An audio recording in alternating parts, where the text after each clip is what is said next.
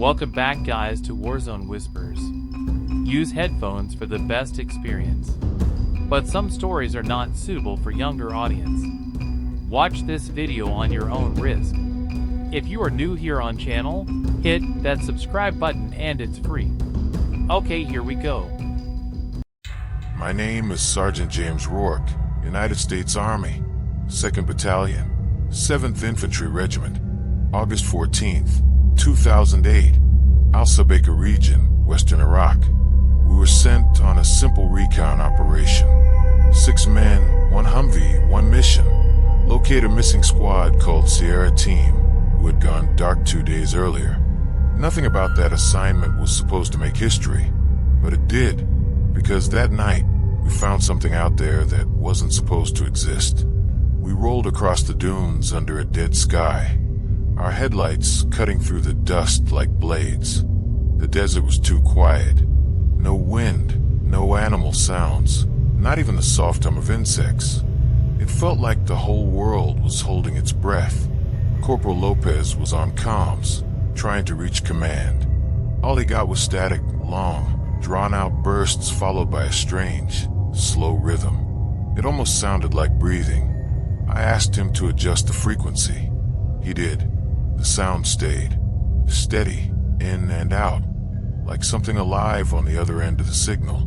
Private Jensen laughed nervously, said maybe it was the wind, but the desert doesn't breathe, and deep down, we all knew it.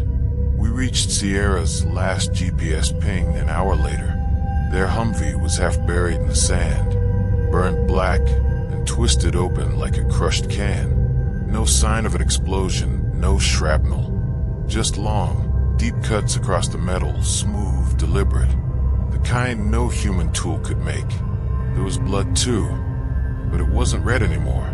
It had turned dark, almost oily, with a faint shimmer that caught the moonlight. The sand around the wreck was covered in footprints, barefoot. Dozens of them, circling the vehicle. They were human-shaped, but something was off. The stride was too long, the pressure too light, like the things that made them barely touch the ground. We followed the prints north toward a rocky ridge. Our radios crackled again, and through the static came a faint voice. "Bravo, get back, not human." It was Sierra's radio operator, Private Carter. I'd trained with him before. I knew that voice. We followed the signal to a cave in the ridge. Inside, the air was colder, heavier. My night vision kept flickering like the batteries were dying. The walls were marked with spirals and strange shapes, drawn in black and red streaks. The smell hit next, burnt copper mixed with decay. We found Carter slumped against the wall, still alive but barely conscious. His uniform was torn apart, his skin pale and slick with sweat. I knelt beside him. "Carter, it's Rourke. What happened here?" He turned his head, eyes wide, pupils dilated until they were almost black. "It hunts sound," he whispered. "Don't speak." Then he coughed, blood spilling down his chin. A few seconds later, he stopped breathing. Before we could move him, something cracked behind us. A sharp, dry snap, like a bone breaking. Lopez swung his light toward the cave mouth. There, standing against the moonlight, was a figure. Tall, too tall. It looked human, but its body shimmered like it was made of smoke inside a shell. Hollow, its head tilted slightly, jerky, like a puppet on strings. Lopez froze. "What the hell is that?" The thing didn't answer. It just leaned forward, and even though it didn't move fast, it was suddenly closer. I raised my rifle and whispered, "Don't make a sound." Then the radio crackled. "Bravo 2, report." That one word, report, echoed in the cave like thunder. The creature reacted instantly. It darted forward, faster than my eyes could track. The air turned heavy. My flashlight went out. The cave exploded in chaos, gunfire, screams, flashes of light, and the sound of something tearing through flesh. It wasn't killing to eat. It was killing to silence. Something hit me hard from the side. I felt the impact. The sound sucked out of the world. Everything slowed. I remember looking up and seeing it crouched over Lopez, its hollow chest opening and closing as if it was breathing him in. There was no face, just darkness shifting where a face should be. Then it turned toward me. The last thing I remember was a whisper in my headset, my own voice, but distorted. "Run, James." When I woke up, it was morning. The cave was empty. The radio was dead. My team was gone. Only my footprints led back into the desert. I thought it was over. I was wrong. The sound followed me back to base. The next day should have been the debrief. Command was expecting our report, but when I reached base, no one believed a word I said. They thought I'd cracked under pressure. They sent out 2 search teams that same morning. Neither came back. By nightfall, they locked down the whole sector and cut off external comms. I was confined to medical for observation, but the only thing they observed was that I didn't sleep. I couldn't. Every time I closed my eyes, I heard breathing in the walls, slow, hollow breaths, like the desert was still inside me. On the second night, the radio in the corner of the medical tent turned on by itself. Just a whisper of static at first, but then a voice came through. "Bravo 2 report." It was Lopez. Same tone, same rhythm, except Lopez was dead. I knew it. I'd seen it. I told the tech on duty to cut the feed, but the radio kept transmitting even after the power was pulled. The tech looked at me, pale as chalk. "It's not connected to anything," he said. That was when I realized it wasn't the radio that was haunted. It was the signal itself. By dawn, I convinced the CO to let me lead a second recovery attempt. I needed proof for them and for myself. We went in with 12 men this time. 2 vehicles, thermal drones, and satellite backup. They thought it was an insurgent ambush. I knew better. I could feel it before we even reached the ridge. That same weight in the air. That same awful silence. The sun went down fast, swallowed by dust. The moment the last light vanished, the comms began to distort. The new radio operator, Sergeant Lewis, cursed as his headset filled with whispers. "Sir, I'm getting crossfeed, dozens of channels, all at once." The voices were fragmented, distant, overlapping like a broken chorus. Some spoke in English, others in gibberish, but then one cut through them all, clear as glass.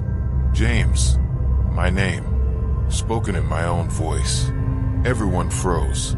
The thermal drone feed went white for a second, then came back with static ripples across the frame. There was something standing in the dunes ahead of us, tall, thin, barely visible, like smoke caught in heat. It wasn't moving, but its shadow was. The shape stretched and recoiled, reaching for us across the sand. I told everyone to shut off their mics. No talking, no noise. But one of the younger soldiers, a private named Cole, started whispering a prayer under his breath. I'll never forget the sound that followed. It wasn't a growl or a scream. It was a rush, a deep inhale that came from everywhere at once. The sand around Cole shifted, then erupted. He was gone before any of us could react, pulled under like the desert had swallowed him whole. His headset hit the ground, still transmitting. We heard breathing on the other end. Lewis tried to call it in, but the command line was gone, replaced by a distorted voice repeating one sentence. It's hollow now. Over and over, each time in a different voice from our squad. We made it to the ridge where the first cave was, but the entrance was sealed by a wall of collapsed rock. Fresh, like something had buried it deliberately. The air smelled of ozone, burnt metal, and blood. I took a step closer and noticed the ground vibrating under my boots, subtle, rhythmic, like a heartbeat. I ordered everyone to spread out and scan. That's when Lewis said, "Sir, I've got movement behind us." We turned, and there it was again, the Hollow Stalker, standing perfectly still, maybe 30 meters away. The moonlight cut across its shape, and I saw through it this time, literally through it. It was hollow inside, its chest cavity open like a void, swirling black mist where organs should have been, and inside that mist, something shimmered faces, the faces of my team. "Light it up!" someone shouted, breaking the silence. Gunfire lit the night. Tracers cut through the dark, but every bullet passed through like smoke. It didn't bleed. It didn't fall. It just flickered, like the gunfire itself hurt it somehow, but not enough. Then it moved, not running, not walking, but gliding, shifting from one spot to another in flashes, each movement accompanied by a faint echo of human voices. One by one, the men began hearing their names whispered. Some turned and fired in random directions, others froze. The creature wasn't killing randomly. It was isolating us, using our own voices to lure us away from formation. Lewis heard his wife calling for help from the dunes. I tried to stop him, but he ran straight into the dark. I heard one scream, short, sharp, and then nothing. We regrouped near the wreck of Sierra's Humvee, the one we'd found before. It looked untouched now, brand new, like it had never burned. The engine was still running. Lopez's helmet lay in the passenger seat. The radio inside was active, the same frequency from before. Bravo 2 report. Private Stein reached for it before I could stop him. The moment his hand touched the radio, every light went out. The sound that followed wasn't static, it was breathing. Loud, hollow, and close. Too close. Someone screamed, and then chaos erupted again. Muzzle flashes lit fragments of the horror. The stalker crawling across the ground like liquid shadow, wrapping around Stein, pulling him apart without sound. It wasn't attacking from outside anymore. It was in the comms, in the airwaves, in our voices. I ripped off my headset and threw it. The sound cut off instantly. For a moment, there was silence. I could see its outline at the edge of the dune, still watching, still listening. Then, as quickly as it had come, it was gone. We left the desert before dawn. Only 5 of us made it back. Command said it was heat stroke, combat stress, hallucination, but they never found Cole, Lewis, or Stein. The official report called it hostile conditions. That night, when I tried to sleep, the base radio crackled again. My voice came through it, calm, steady, alive. We're still out here. I didn't sleep for 3 nights after we came back from that ridge. Every time I closed my eyes, I saw Stein's face half lit in muzzle flash, his mouth open like he was screaming, but no sound came out. The base psychiatrist said I was suffering from auditory hallucinations, but they didn't hear what I did. Every night, the same whisper crawled through the static of my radio. "James, you left us." I smashed 3 different radios, but the voice always found another. Sometimes through the intercom, once through the damn ventilation system. On the 4th night, they decided to transfer us to a new outpost near the Kuwaiti border. A smaller base, isolated, no known activity in the sector. They called it reset duty. I called it exile. Command didn't want the story of Bravo 2 spreading. The 5 of us left, myself, Sergeant Hill, Private Allen, Corporal Finch, and Medic Torres, were all that remained of 20 men. They said we were lucky. None of us felt that way. The desert was colder out there, the air thinner, the nights endless. Even the stars looked like distant flares dying out one by one. I kept the squad busy with maintenance drills, patrols, anything to stop us from thinking. But at night, when the wind moved across the dunes, it carried something else, voices. Sometimes laughter, sometimes a single word stretched thin, hollow. Torres stopped sleeping first. I found him one night, sitting outside the barracks, whispering into his helmet mic. "I can hear them," he said, eyes glassy. "They say they're not gone." His voice was calm, too calm, like he was listening to someone right next to him. I pulled off his headset, but it was dead. No power, no signal.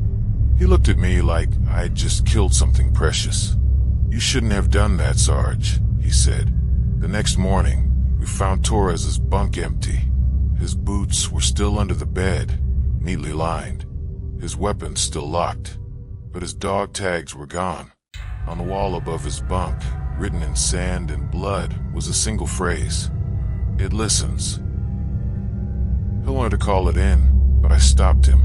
Command would write off again, and I wasn't ready to be labeled unfit for duty. So we did what soldiers do best. We buried the fear and moved on. But that night, when I checked the perimeter cameras, I saw movement in the feed. A tall shadow walking between the tents. It paused directly in front of the camera, turned its head, and stared right into the lens. I froze. My hand hovered over the alarm switch, but something stopped me. The figure leaned closer, and the monitor flickered. For a brief second, the screen filled with faces: Lopez, Cole, Stein, Torres, blending together like smoke inside a hollow frame. Then the feed went black. Finch woke up screaming an hour later. Said he dreamed of walking barefoot through the sand while someone whispered coordinates in his ear. When I checked the map, those coordinates matched the site of the first cave. We argued about what to do. He wanted to pack up and leave. Finch insisted we go back and end it. "We left them there," he said. "Maybe that's why it's following us." His hands were shaking as he spoke, but there was a strange conviction in his eyes. I hated that part of me agreed. At dawn, we took the Humvee and drove into the desert.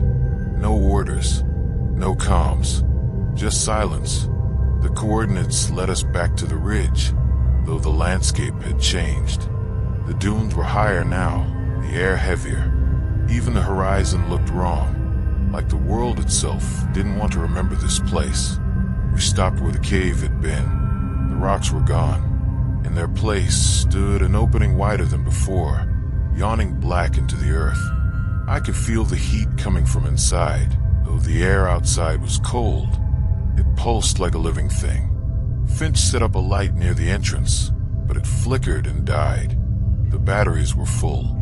I told everyone to keep their weapons ready, though deep down I knew bullets wouldn't matter. The sand under our boots vibrated, the same heartbeat rhythm I had felt before. We went in. The tunnel sloped downward, walls smooth as glass, almost like the sand had melted and solidified again. The deeper we went, the quieter everything became, until even our footsteps didn't echo. Then I heard it, the same breathing, slow and hollow. Alan's flashlight shook in his hand. "Sarge, do you see that?" Ahead of us, the tunnel opened into a vast chamber. The walls glistened, coated in something black and wet. Hanging from the ceiling were shapes, human shapes, suspended upside down, wrapped in a thin film that shimmered when our lights touched it. Their faces were covered, but I recognized the dog tags. Torres, Cole, Lopez, Stein. Finch whispered, "Oh my God." That's when one of the bodies moved. Just a twitch at first, then a convulsion, like something inside it was waking up. The air temperature dropped instantly. Frost formed on Alan's rifle. The bodies began to twitch in rhythm, with the heartbeat pulsing through the floor. Then, from the far end of the chamber, a shadow detached itself from the wall. The Hollow Stalker. But now it was different, larger, denser, like it had absorbed something from each man it had taken. Its chest cavity wasn't empty anymore. Inside it, faces of my dead squad mates moved, screaming silently. Finch panicked and opened fire. The muzzle flashes illuminated the creature for brief moments, but it didn't attack. It just stood there, absorbing the light like it was feeding on it. The bullets vanished into its body, leaving trails of red glow before dissolving. Then it spoke, not in one voice, but in all of theirs. "James, you left us here." I froze. The sound wasn't coming from outside. It was inside my head. Every word vibrated through my skull. "You heard us call. You didn't answer.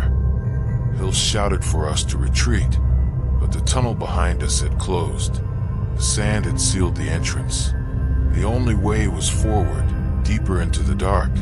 The creature stepped closer. With each movement, the chamber flickered between now and then. 1 second we were in the cave, the next in the burnt Humvee, then back again, time folding in on itself. Alan dropped his rifle and started crying. "It's not real," he said. "It's not real." But when he looked up, one of the hanging bodies opened its eyes, his own eyes. He screamed until the sound tore his throat, and then the creature absorbed him completely. His body turned into smoke that swirled into its chest. I grabbed Finch and Hill and ran deeper into the chamber, firing blindly. The air was thick, heavy, like running through water. I could feel it following, not walking but sliding through the dark. Each time I looked back, it was closer. We reached another tunnel that split into two. Hill went left, Finch right. I followed Finch. A second later, a light flashed behind us, Hill's flashlight, and then it went out. His scream came next. Short, sudden, final. Finch stumbled and fell, his hand brushing against something cold. It was a metal plate embedded in the ground, old, rusted, stamped with faded letters. U.S. Experimental Site 9, sealed 1987. Before I could react, the creature's shadow filled the tunnel behind us. It whispered again, softer this time. "You should never have come back." I fired the last rounds into the dark, and the sound echoed until it became another voice, another whisper, repeating itself endlessly. The world tilted, the air collapsed, and everything went white. When I opened my eyes, I was lying outside the cave, alone, the Humvee still running. No footprints, no sign of Hill, Finch, or anyone else. Just my own name etched in the sand beside me. When I woke up, the sun was sitting behind the dunes, bleeding red over the horizon like the sky itself had been wounded. The Humvee's engine had gone silent, its fuel gauge blinking empty, even though it had been full the night before. My throat was dry, my hands shaking, my rifle gone. The only sound was the wind, scraping across the sand like dry whispers. Finch and Hill were gone. Just me, the desert, and that damn silence that felt alive. I stumbled to my feet and tried to get my bearings. The cave behind me was gone again. Nothing but an endless stretch of sand. I checked my wristwatch. The date read June 13th, 2001. But the mission logs, the GPS tracker, everything said we'd left base on June 2nd. 11 days had vanished. My boots were worn through like I'd been walking for weeks. I hit the radio, cycling through channels, all static. Then, for a split second, I caught a signal, an American voice, distorted and old. "Bravo 2, do you copy?" The transmission sounded decades out of sync, like it was coming from another time. I answered. "This is Sergeant James Rourke, Bravo 2 survivor, requesting immediate evac." Silence followed, then a faint reply. "You shouldn't be there, Sergeant. That site's been sealed since 1987. The signal died. The wind picked up, whistling low like someone humming just out of view. I turned in circles, scanning the dunes. The sand shifted unnaturally, forming ridges and hollows that looked like faces. One of them looked exactly like Finch. Then it spoke, soft, broken. "James, it's not done with us." I fired a round into the sand before realizing my weapon was empty. I hadn't reloaded. There was no recoil, no shell, no shot. Just the illusion of sound that faded into that awful quiet. I could feel it again, thing that stalked us. It wasn't walking, it was the silence. It didn't need to move. It simply was. I started running. My boots dragged deep tracks behind me, the horizon swaying, heat bending the world like liquid glass. I must have gone for miles before I saw the faint outline of a comms tower. It looked like salvation, steel wires, and the American flag fluttering in the wind. I nearly cried, but as I got closer, I realized the tower wasn't standing straight. It was bent, warped, like it had melted halfway down. The flag was frozen mid-wave, stiff as iron. Underneath it, an abandoned outpost, sand-covered, half-buried. I recognized the architecture. U.S. Forward Operating Base, model from the late 80s. The sign was faded, but I could still read it. Camp Mercer. I had read that name before, in a classified report about a psychological warfare experiment. They said it was shut down in 1987 after unexplainable casualties. My blood turned to ice. Inside, the place smelled like rust and decay. Papers littered the floor, mission logs, research notes, body tags. I found one file stamped Project Hollow. The report was brief. Acoustic predator. Unknown origin. Mimics human frequency. Activated by sound. The rest was blacked out. I turned a corner and saw something scrawled on the wall in charcoal. Speak, and it hears you. That's when the generator flickered on by itself. The lights hummed weakly. For a moment, I saw shadows moving through the halls. Men in uniform, faces pale, eyes black voids. They marched in silence, their boots never touching the ground. They passed through walls like they were made of dust. One of them stopped and turned toward me. His face was Hill's. The same scar over the eyebrow, the same expression of disbelief he had the night he died. He raised his hand, pointing toward a door at the end of the hall. Then he vanished. I didn't want to go, but something pulled me forward. The door led to a small control room with flickering monitors. On one screen, I saw live footage, desert dunes, and a Humvee half buried in sand. Me, standing beside it, staring into nothing. I reached out and touched the screen. The figure on it turned its head and looked directly at me. Then the sound started. It wasn't a scream or a growl. It was everything. Every word, every breath, every whisper we had spoken in that desert, all replaying at once. It filled the room, vibrating through my bones. The lights exploded, showering sparks. The air went cold enough to burn. Through the shattered glass of the monitors, something began to crawl out.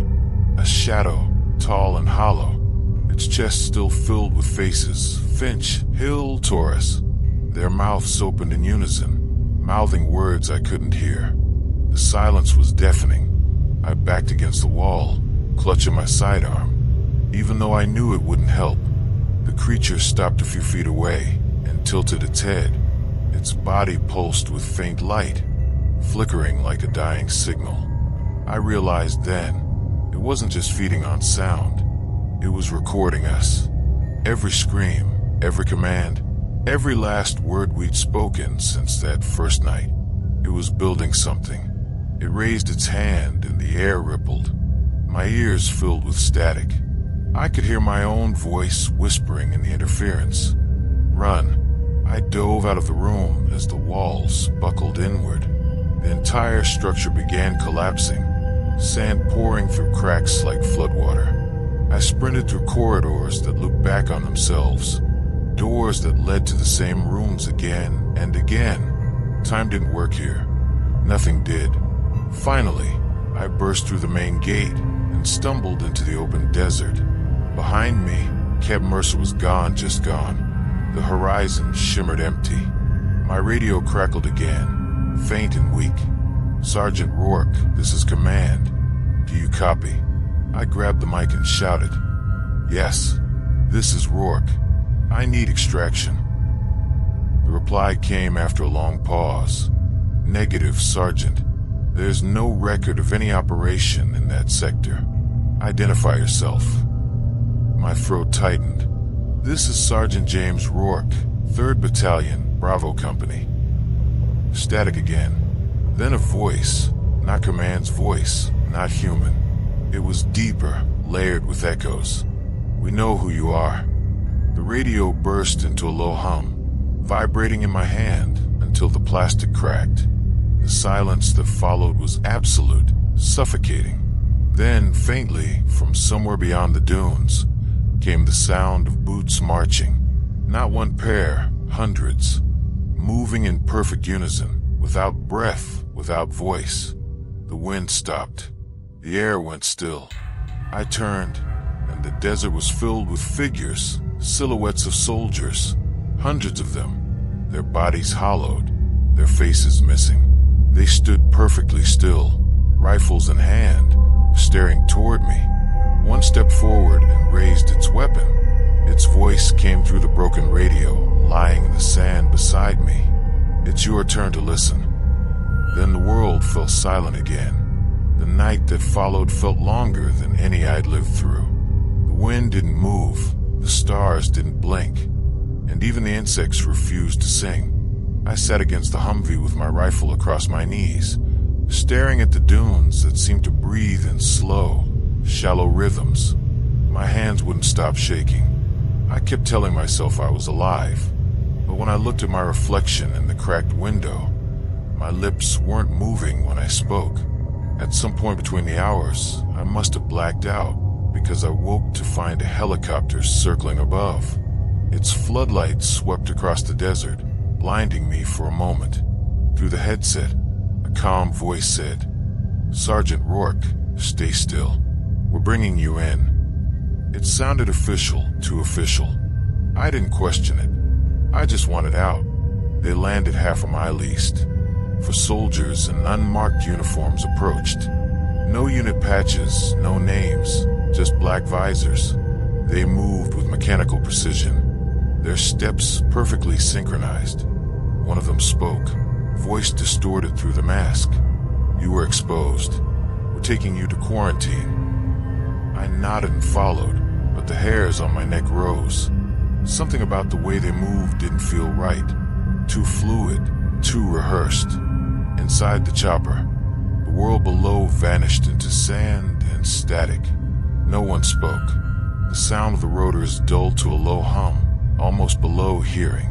I tried to look at the men beside me, but their faces under the helmets flickered, like interference on a broken screen. One turned his head and whispered something I could barely hear. "It's not the air you breathe that kills. It's what listens." I jerked back. The others didn't react.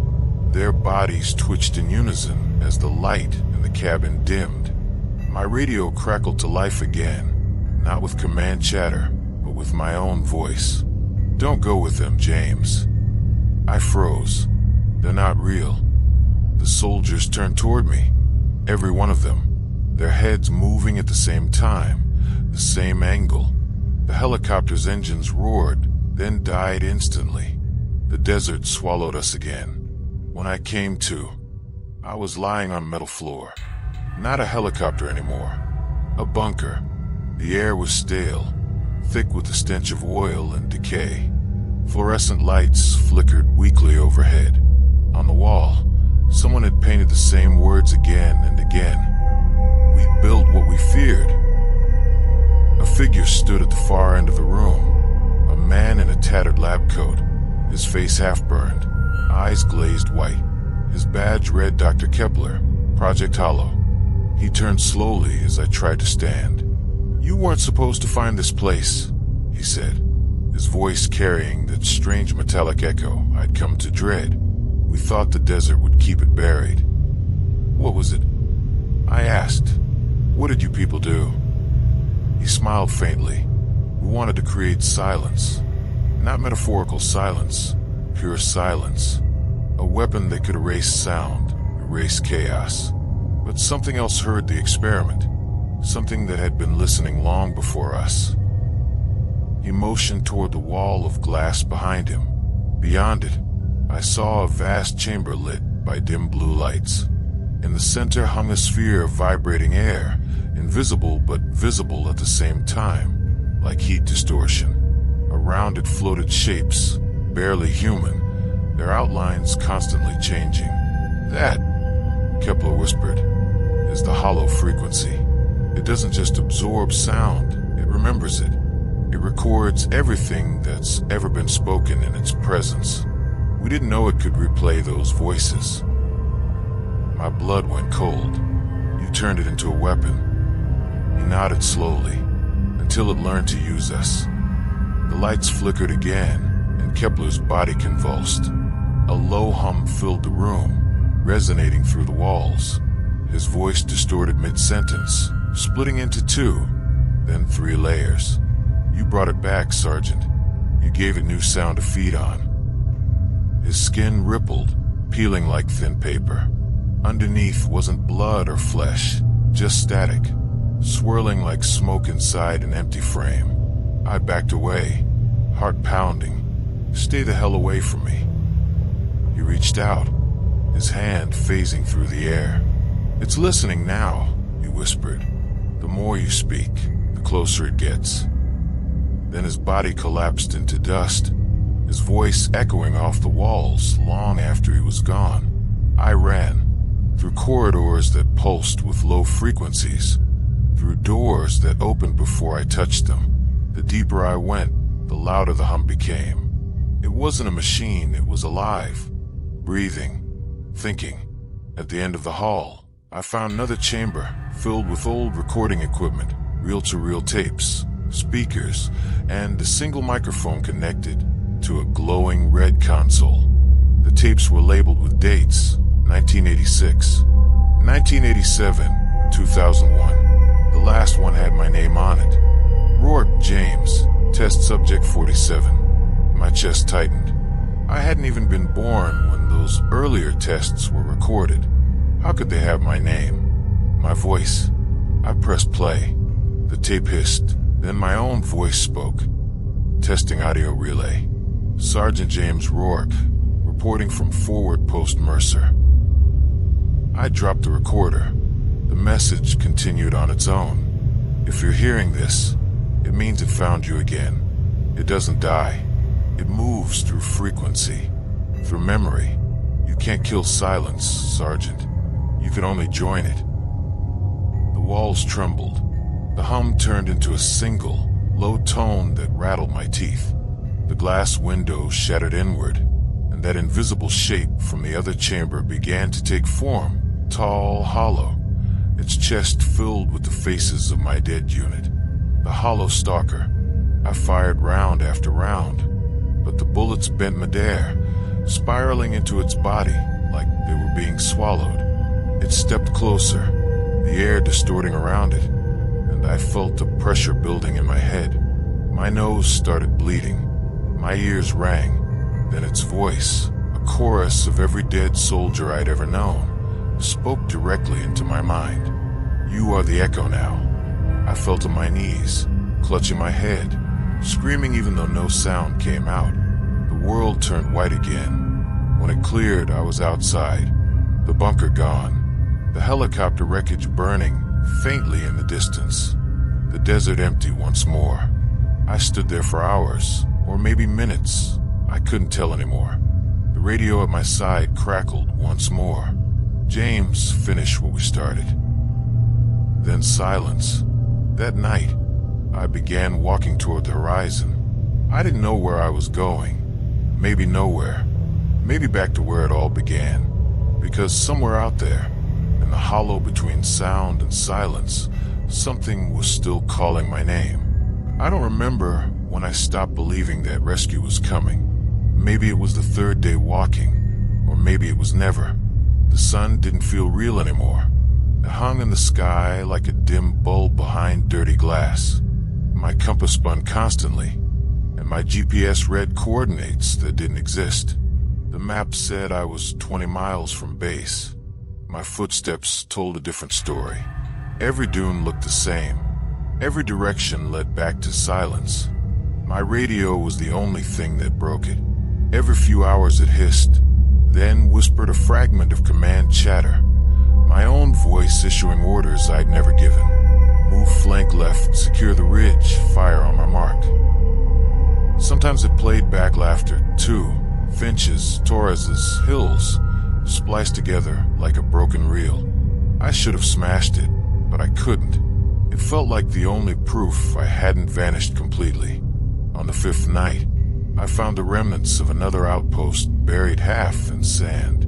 No signs of life, just the shell of a command tent and a pile of helmets, some still with bullet holes. One had my name scratched into it. I picked it up, and something inside the helmet whispered, "Keep talking, James. It can't find you if you keep talking." So I talked. I told stories to no one, about home, about the army, about my mother's kitchen, and the sound of her radio playing old songs while the rain hit the window. My voice cracked, but I didn't stop. The wind howled around me, but never overpowered me. For the first time in days, the silence stayed away. But when dawn came, the sand around me was covered in boot prints. My boot prints, dozens of them, circling where I'd slept. I started walking again, faster this time. The landscape began to shift more violently.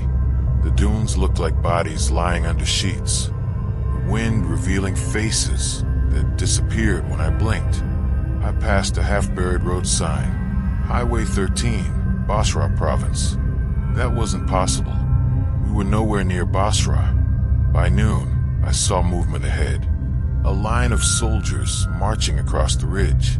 Real men, U.S. uniforms, rifles slung, the flag patch bright in the sun. Relief hit me so hard I almost dropped my rifle. I shouted, waving my arms, "Hey, over here." They didn't turn. I ran closer, yelling until my throat bled. Finally, one of them stopped and looked back. His face was blank, literally blank. No eyes, no mouth, no nose. Just smooth, pale skin stretched over bone.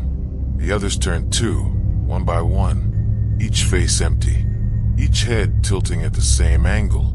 I stumbled backward, firing 3 rounds into the air. The sound shattered the stillness, like breaking glass. The soldiers froze. Then, in unison, they started mimicking my movements, raising rifles, taking the same steps backward. When I stopped, they stopped. When I spoke, they repeated it perfectly, milliseconds after.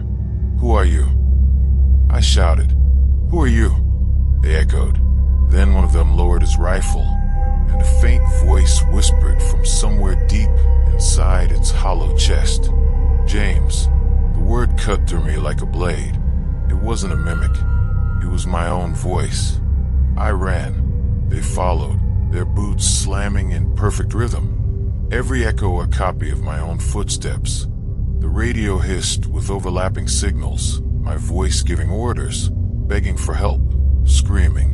Somewhere between the static, another voice spoke softly, almost tenderly. "Don't fight it.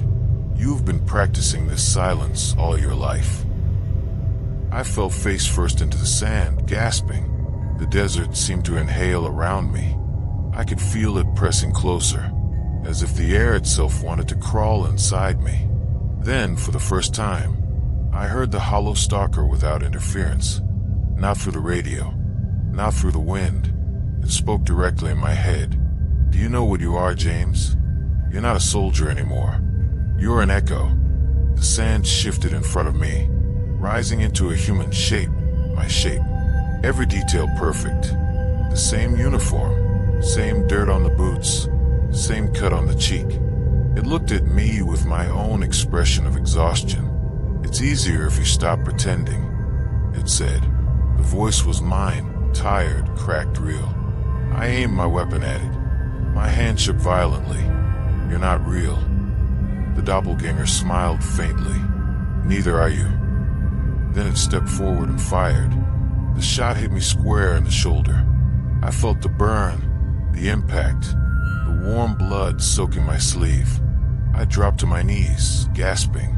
The other me lowered the rifle and tilted its head. You see, it doesn't matter which one of us bleeds. The sound's the same. It began walking backward, slowly fading into static, until only its voice remained. "When you stop talking, I'll take the rest of you." The world blurred. I pressed my hand to the wound and stumbled through the haze until I reached the wreckage of an old convoy. The vehicles were rusted, but the insignia was familiar. 3rd Battalion, my unit. I climbed into one of the trucks and found a cracked mirror on the dashboard. My reflection was fading in and out, as if the light couldn't decide whether to reflect me or not. Then the radio in the cab turned on by itself. My own voice, calm and measured, spoke through the speaker. "Sergeant Rourke, do you read?" I froze. "This is command." The voice continued. "We're reading multiple signals under your name. Can you verify which one is the real you?" Static. Then again, softer. "We need to know which version survived." My stomach dropped. The truck's windshield fogged from the inside. Words forming in the condensation. "Stop talking." The moment I went silent, the hum returned, low, deep, endless. My radio melted into static. The mirrors cracked.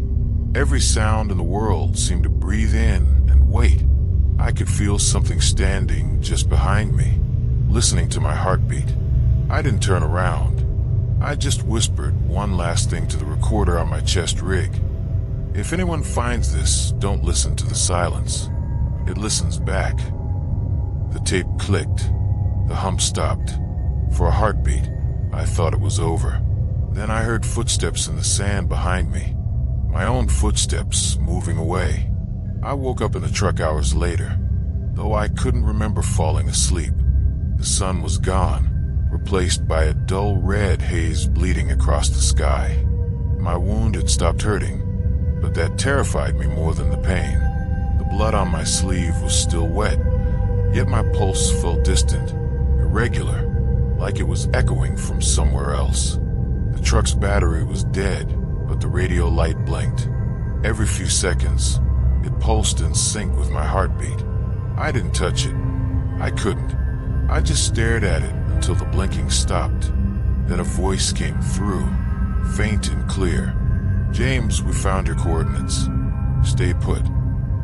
It was command, real, human, and steady.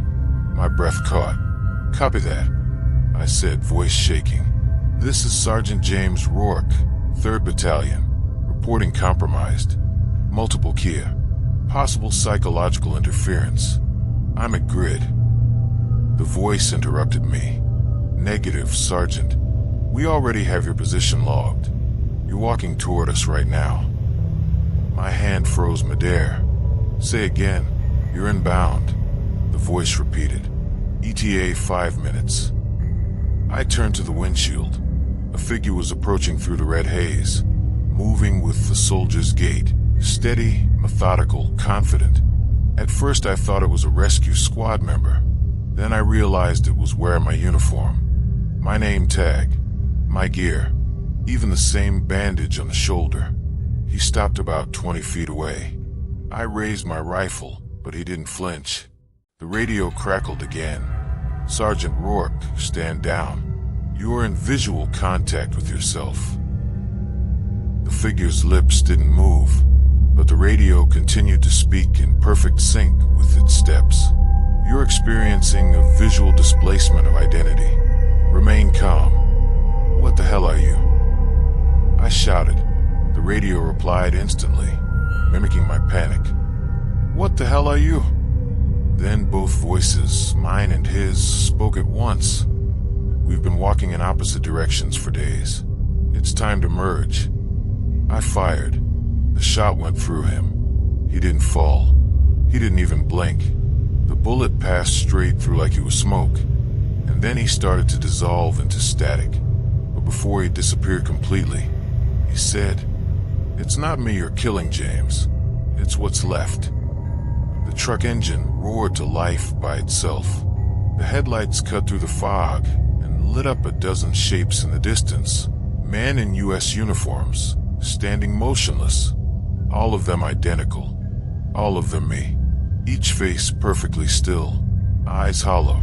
Uniforms caked with the same sand and blood. One by one, they began speaking, not with their mouths, but through the radios hanging from their vests. A chorus of my own voice filled the air. "Don't talk. Don't breathe. Don't remember. My ears rang. I jumped out of the truck and stumbled backward, firing blindly into the fog. The bullets tore through the figures, but they reformed instantly, like sand swirling back into shape. The air around me felt thick, electric. My heart pounded, not in my chest, but somewhere out in the desert, far away, beating in the sand itself. Then I heard it again, the hum, deeper now, vibrating through the ground, through my bones. The Hollow Stalker was near. It emerged slowly from the haze, not walking, but dragging itself forward, tall, skeletal, its limbs bending in unnatural ways. Its skin shimmered like glass filled with smoke. I could see faint outlines of faces swirling beneath its surface. Finch, Torres, Hill, and my own. Its head tilted as it studied me. No mouth, no eyes. Yet I could feel it looking straight, through every thought I had. When it spoke, it didn't use sound, it used memory. Every word echoed as something I'd already heard once before. You made me, it whispered inside my mind. Every silence, every order followed without question. Every moment you buried what you saw. I was born from that. I stumbled backward, clutching my rifle. You're not real. You're just an echo. It finished for me. You said that once. When you killed the first man, you couldn't see clearly. Images flooded my head. Night vision, muzzle flashes, screams. My own hands shaking as I fired into shadows during a raid years ago. The man who fell wasn't an enemy. Just a civilian who didn't understand my warnings. I'd buried that memory deep. Too deep. The Hollow Stalker took another step closer. You remember now. I aimed again, but my hands were trembling too violently. Stay back. You can't kill what's made of your silence, it said. You created me every time you told yourself it didn't matter. Every time you said, just following orders. Every time you shut your mouth and listened to the hum. The hum grew louder. The ground beneath me cracked. The sand shifted into shapes, faces screaming silently before collapsing again. My radio burst to life with overlapping voices. James, it's Command. James, it's Torres. James, it's you. The stalker raised its head. Its entire body pulsed with light. Images flickering across it like a screen. Every mistake, every ghost, every order that cost a life. Then it said, if you wanted to stop, finish the mission. What mission? I shouted. The one that started when you stopped talking. I dropped to my knees, clutching my head. The static filled my skull until it was all I could hear. The stalker leaned down, its form melting until its face was inches from mine. I could see my reflection inside it, distorted, fading, half there. It whispered one last thing. Let go of the silence. Then it reached forward and pressed its hand against my chest. The world exploded in light. When I opened my eyes, I was standing in the middle of the desert again, uninjured, rifle clean, uniform pressed. The sky was blue. The radio was quiet. In the distance, a helicopter approached, real, solid, loud. I felt relief wash over me like cool water. But when I looked down at my boots, I saw the truth. I wasn't leaving footprints. The helicopter circled overhead like an angel lost in the wrong sky. The sound of its rotors cut through the air, shaking the ground beneath me. I waved my arms and shouted, my voice cracking in the dryness. Down here, Sergeant James Rourke, U.S. Army 3rd Battalion. It hovered lower, kicking up clouds of dust. Through the blur, I could make out the insignia American. The sight made my throat tighten with relief. Two figures leaned out the door, aiming rifles downward, scanning the area. One of them shouted through a megaphone. Hold position, Sergeant. We've got eyes on you. For the first time in what felt like forever, I smiled. Rescue. Real people. Real sound. The wind from the blades felt warm and alive against my skin. But then I noticed something wrong. The wind didn't move the sand around my feet. It was whipping everywhere, except there. I looked down. Still no footprints. No dust clinging to my boots. Nothing. The helicopter touched down 30 meters away. The door gunner kept his weapon trained on me while two soldiers approached. Standard uniforms. Goggles down. M4S ready. Hands where we can see them. One barked. I obeyed instantly, raising both hands. My voice shook. I'm Sergeant James Rourke, Serial 1129. A, 3rd Battalion, Delta Company. I was on recon. Shut up. Second one snapped. Keep your distance.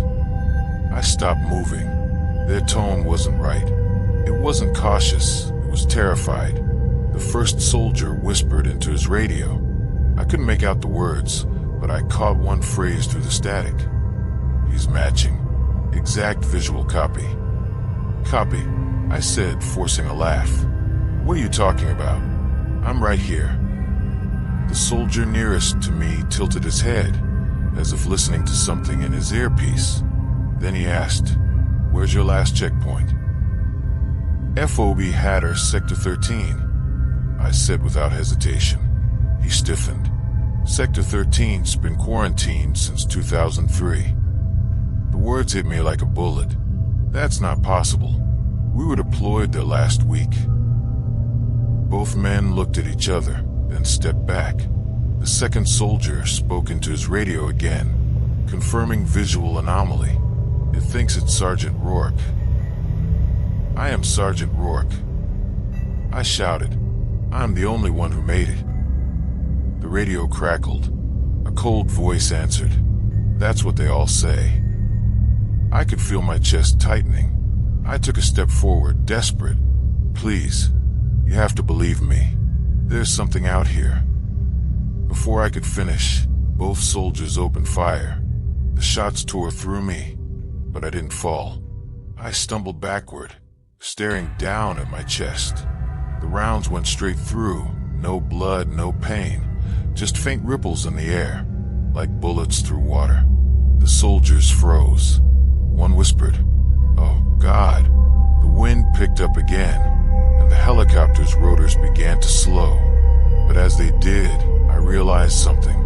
The sound wasn't coming from above anymore. It was coming from behind me. That same low hum, building, thickening, crawling up from beneath the sand. The Hollow Stalker was here. The ground erupted. Sand flew in every direction, swallowing the soldiers' screams. The air filled with static, and the world went white. I couldn't see them. Couldn't see anything but that red mist again, boiling and alive. When my vision cleared, I was standing inside the helicopter. No memory of climbing in, no sound of engines, just silence. The pilot sat motionless. The co-pilot too. Their helmets were cracked open, and beneath the visors, empty faces. Smooth, pale, expressionless. The radio beside the pilot clicked on. Welcome back, Sergeant Rourke, it said. My own voice again. Calm, confident. Mission accomplished. I stumbled backward, clutching the seat for balance. No, I whispered. No, I didn't finish anything. You found the source, the voice said. You merged with it. That's what we wanted. What the hell are you talking about? The cabin lights flickered. The bodies of the pilots began to dissolve into sand, their shapes collapsing into piles of dust that shimmered with faint static light. The helicopter door creaked open on its own, and outside, I saw myself, another James Rourke, standing in the sand, staring up at me, his face twisted with horror. His mouth moved, shouting words I couldn't hear. Then the radio said, He's the one that didn't make it. I realized, too late, which version I was. The helicopter began to lift off on its own. My reflection in the cockpit glass stared back. Eyes hollow, skin faintly transparent. the hum resonating deep inside my chest. The landscape below twisted into impossible shapes, dunes forming into the silhouettes of soldiers, all marching endlessly in circles. The radio crackled again, dozens of overlapping voices now all my own. "We told you not to stop talking."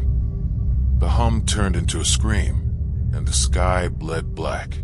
The helicopter burst into static, its metal skin disintegrating into dust. I fell through the air, expecting impact, but I didn't hit the ground. I just kept falling through layers of sand, each one filled with whispering voices, memories, and echoes of gunfire. Then everything went silent. I woke lying on cold concrete. Not sand, concrete.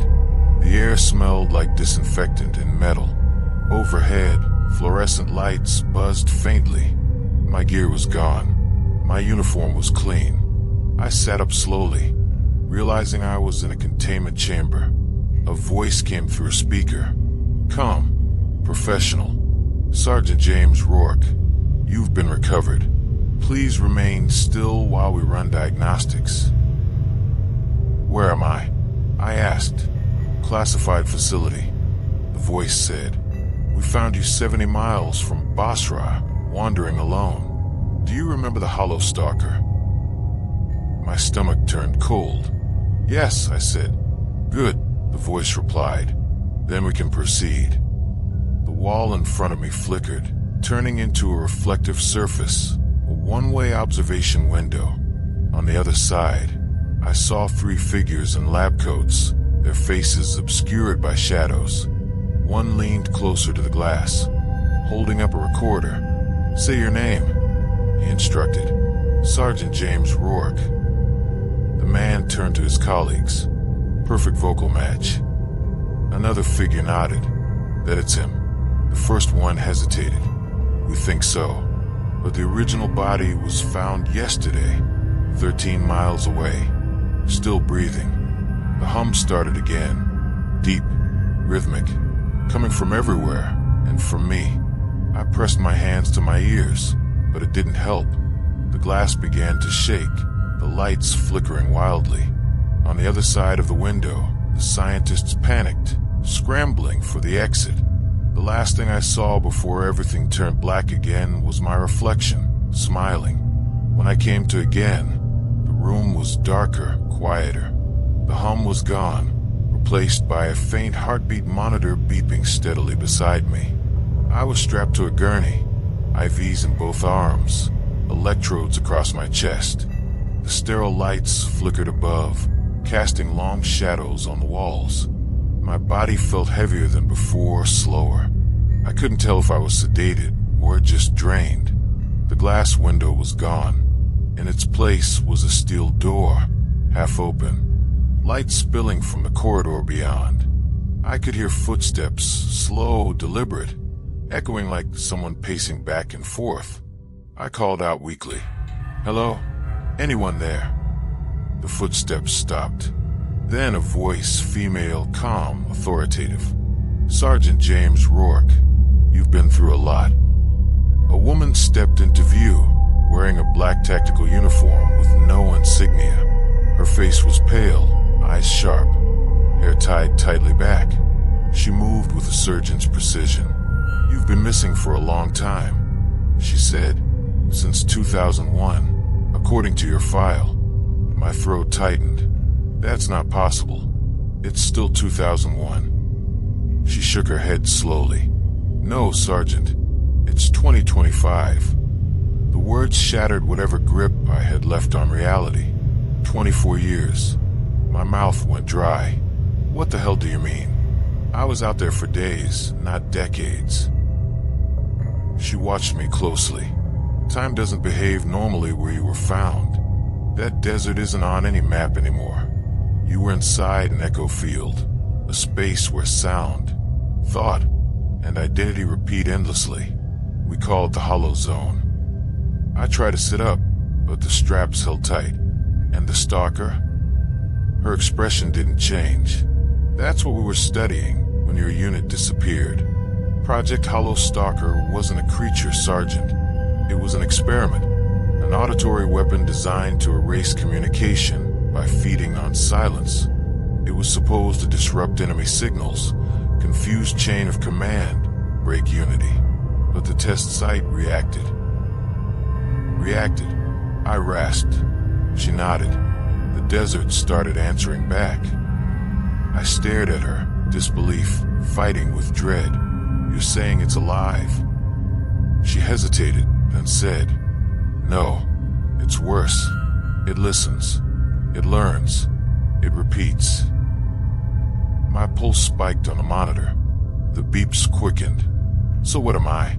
I whispered. She didn't answer immediately. She took out a tablet and played an audio clip, my voice, from earlier in the desert, shouting, breathing, breaking. We recovered this transmission, she said, but not from your radio, from the static itself. I swallowed hard. That doesn't make sense. It shouldn't, she said softly, but it does. Every time the hollow zone absorbs someone, it copies them, their voice, their memories, even their physical pattern. The real Sergeant Rourke's body was found 13 miles from your location. He's still in a coma. You, however, she paused. You walked back. I felt cold all over. You're saying I'm not real. She set the tablet down. I'm saying we don't know which one is. The heart monitor began to distort, the steady beep warping into a low, rhythmic pulse, the same hum I'd heard in the desert. The woman's head snapped toward the screen. Not again, she muttered. The lights dimmed, then flickered red. Through the ceiling vents, I could hear faint whispers building, hundreds of overlapping voices, all speaking the same word, James. The woman drew her sidearm, backing toward the door. Stay calm. Do not speak unless I tell you. But it was too late. The hum inside my chest had started again, syncing perfectly with the sound in the room. I felt my restraints vibrate against the gurney, like the metal was breathing. The lights burst one by one until only darkness remained. Then silence. And in that silence, I heard myself breathing from somewhere else in the room. Who's there? I whispered. Another voice, my exact voice, answered from the shadows. You shouldn't have come back. I turned my head slowly. Another me stepped into the faint red glow of the alarm light. Same uniform, same scar, same eyes. He smiled faintly. They think they can separate us, he said, but we were never two. The woman fired 3 shots. Each round passed through him harmlessly, dissolving into static. He didn't even flinch. See, he said, looking at her. Noise doesn't kill silence. Then he looked back at me. You feel it, don't you? The hum inside you. That's the real mission, to carry it back. I shook my head. No, I'm done being your echo. He took another step closer, eyes flickering with faint static. You were never mine, James. I was yours. You made me when you stopped talking. You gave me space to grow. He reached forward, pressing a hand against my chest. I felt a burning cold spread through me, crawling into my veins. My vision fractured into fragments of sand, screams, and old radio static. The woman yelled something, her voice distant, distorted. Containment breach. Code black. The rest was lost to the hum. When I opened my eyes, I was standing again, free of the straps. The room empty except for the gurney. The walls were covered in a thin layer of sand. The lights flickered weakly. I looked down at my hands. They were trembling, flickering slightly at the edges, like a bad video signal. A door hissed open in front of me, leading to a corridor lined with glass rooms. Inside each one, soldiers sat perfectly still. Some wore my face, some didn't. All were whispering the same phrase in unison. Don't stop talking. Don't stop talking. As I walked past them, their eyes followed me, every single pair moving in sync. The further I went, the louder their whispers became, merging into a single, endless tone. At the end of the corridor, I found another door. A plaque beside it read, Project Hollow Stalker, Unit Rourke Replication Sequence 118. I pushed the door open. Inside, the same woman stood by a console, surrounded by monitors displaying hundreds of versions of me, walking, standing, screaming. She turned as I entered, her eyes wide. "We didn't activate you," she whispered. I took a step closer, voice trembling. Then who did? The answer came not from her, but from every speaker in the room. My voice, multiplied 1,000 times. I did. The screens all went white, then black. The hum rose again, deep enough to shake the floor. The woman screamed, but her voice was swallowed instantly by the noise. And then, just before the lights swallowed everything, I heard it one last time. My own whisper, calm and certain. Mission complete. The first thing I remember after the light faded was the sound of rain. Real rain. Not the hum, not static. Just clean, falling water. I was lying on my back in the middle of a street. Neon lights flickering in puddles all around me. The smell of gasoline and asphalt filled the air. Somewhere in the distance, sirens wailed. A city. Civilization. I was home. I stood slowly, my legs shaking. My reflection in the nearest puddle looked normal, or close enough. No flickering. No static. My uniform was gone, replaced by civilian clothes I didn't recognize. The name on a crumpled ID card in my pocket said James Rourke, Department of Defense contractor. The photo looked like me, just older. I stumbled toward a nearby alley, trying to piece together what happened. I could remember the desert, the copies, the hum, and then nothing. The last clear thing in my head was my own voice saying, "Mission complete." But I didn't know what the mission had been. People passed by me on the sidewalk, none of them paying any attention. Their faces looked real, normal, too normal. Each expression perfect, each voice identical in tone. I stopped walking, my breath catching in my throat. Every conversation around me synced up. Hundreds of strangers speaking different words, but with the same rhythm, the same cadence. The hum wasn't gone. It was just disguised. I pressed my hands over my ears, but it was inside me now, vibrating through my ribs, through the street itself. A billboard nearby flickered, static crawling across the screen before the image stabilized. My face appeared on it, smiling, clean cut, wearing a government badge. Beneath it, text scrolled, Project Hollow Stalker, integration successful. I fell to my knees, choking back panic. "No," I whispered. "No, that's not me." A man walking past stopped suddenly. He turned toward me, eyes blank, face calm.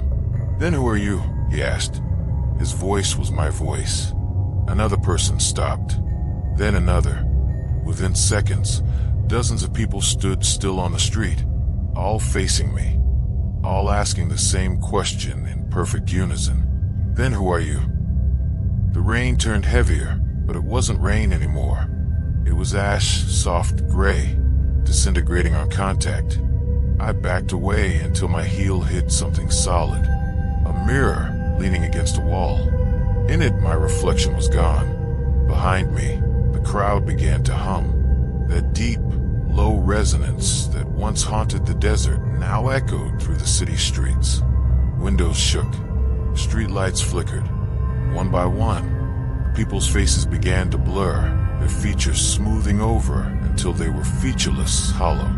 I ran. Every step echoed louder than the last, the sound chasing me down the empty street. I ducked into an alley, my breath fogging in the cold air. The hum grew closer, pulsing through the walls. I slammed my back against the bricks and closed my eyes. "Think," I whispered. "You're real. You're still you." Then, from the darkness ahead, another voice spoke. Not mine this time, but familiar. A deep, broken tone. "You never left the desert, Sergeant." I turned toward it. The outline of a figure emerged from the shadows. The same woman from the facility. Her uniform now torn and blood-stained. Her eyes were glowing faintly white. "You were the control," she said. "You weren't meant to come back, but you did. And now it's in everything." "The stalker?" I asked. She nodded slowly. "It found a new host. Not a soldier. Not a weapon. A network. Every voice, every signal, every piece of sound we ever recorded. It's all part of it now." The hum deepened, shaking the ground beneath us. The lights along the alley flickered, then burst. She looked at me, desperate. "You have to end it. You're the key it left behind. The only one it listens to." "How?" I demanded. "By doing what you never could in the desert," she said. "You have to stop talking." The words hit me like a round to the chest. She took a step back, eyes flickering with static. "If you speak again, it'll hear you. If you make a sound, it'll know. That's how it spreads." The hum rose higher, becoming unbearable. I dropped to my knees, clutching my head as every car alarm in the city went off at once. The air shimmered, the sky pulsing like a heartbeat. The woman screamed, her body twisting unnaturally before dissolving into dust. The last thing I saw in her collapsing form was her mouth still moving, silently mouthing two words, "Don't speak." Then I was alone again. I sat there for what felt like hours, the city around me flickering between light and darkness. The hum kept pulsing, slower now, waiting, listening. I reached for the small recorder still strapped to my belt, the same one from my recon days. Somehow, it had survived everything. I pressed the button, my hand shaking. The red light blinked on. I stopped. My throat felt tight. My instinct screamed not to continue, but I couldn't leave it unfinished. "Sergeant James Rourke, if anyone hears this, don't follow my voice. Don't try to find me. Don't go looking for the hollow zone. It's not a place anymore. It's everywhere, in every frequency, every silence." I paused, breathing heavy. The recorder clicked faintly, then played my words back instantly, but not the ones I'd just spoken. Older ones, from the desert. "If anyone finds this," the playback said, "don't listen to the silence. It listens back." The device started to shake in my hand, the speaker distorting. Then a new voice joined in mine, a deeper, slower hollow. "Mission complete." I dropped the recorder, but it didn't stop. The red light grew brighter, flooding the alley in crimson glow. The sound spread through the city, leading into radios, phones, speakers. I could hear it everywhere now, my own voice echoing through the airwaves, infinite, unstoppable. And then I understood. The mission wasn't to stop the Hollow Stalker. It was to deliver it. The hum reached a crescendo, vibrating through my bones, through the ground, through the world. And as the city's lights went out one by one, I felt the final silence fall, vast, perfect, endless. Somewhere faintly, the radio crackled one last time. "This is Sergeant James Rourke, 3rd Battalion," it said. "We made contact." Static swallowed everything. The Hollow Stalker had won. So thank you for watching. The shadows have more to tell. Join me in the next story. And don't forget to subscribe to the channel and share your thoughts in the comments.